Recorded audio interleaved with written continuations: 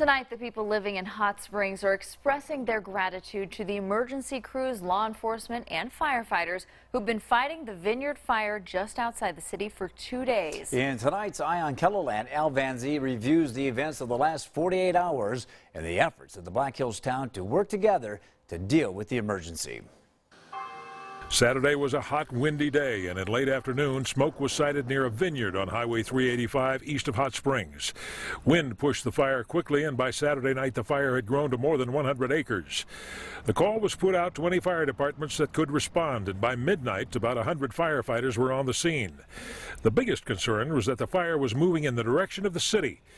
Evacuation started in the canyons along 385. The Red Cross responded as well, setting up a shelter at the Mueller Center for the evacuees. And the word went out for volunteers. We try always to be ready. If I can't come down, someone else will. Saturday night, the fire cooked. By Sunday morning, the same winds that had been driving the fire the afternoon before had returned, and the firefight was on. The rugged terrain on the ridges north of Highway 385 prevented crews from building lines in many places. Firefighters called in air assets to perform intense water and slurry dropping campaigns that lasted the whole windy day. The effort worked. By Sunday night, the firefighting effort had been effective enough, and firefighters were confident enough to allow those evacuated residents of Hot Springs to return to their homes.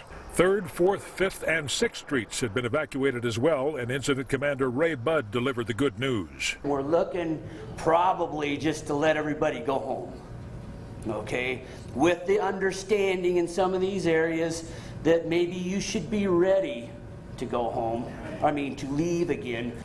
But by Monday, evacuations weren't necessary. The dawn broke with calmer winds and lower temperatures. When residents were done holding their breath, they expressed their gratitude. You know, they're a godsend.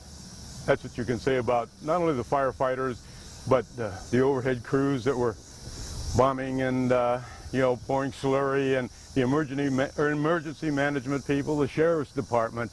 Everybody took a real interest in it. I want to thank the firefighters and the deputy sheriffs and everybody else who contributed. Thank you very much for saving Hot Springs. Yes, I want to thank them for all the work that they're doing, putting out the fire, and I want them to stay safe. I want to thank them for being here to protect our lives and our property, protect the town, and all of our prayers go out to them for their safety. Another person who didn't want to go on camera said, "We're unlucky enough to live in a country that's prone to fire, but we're fortunate enough to have people who are willing and able to deal with it." With Eye on KELOLAND, I'm Al Van Zee in Hot Springs. Altogether, more than 300 people were evacuated from Hot Springs. All of them, we're happy to say, are back home tonight.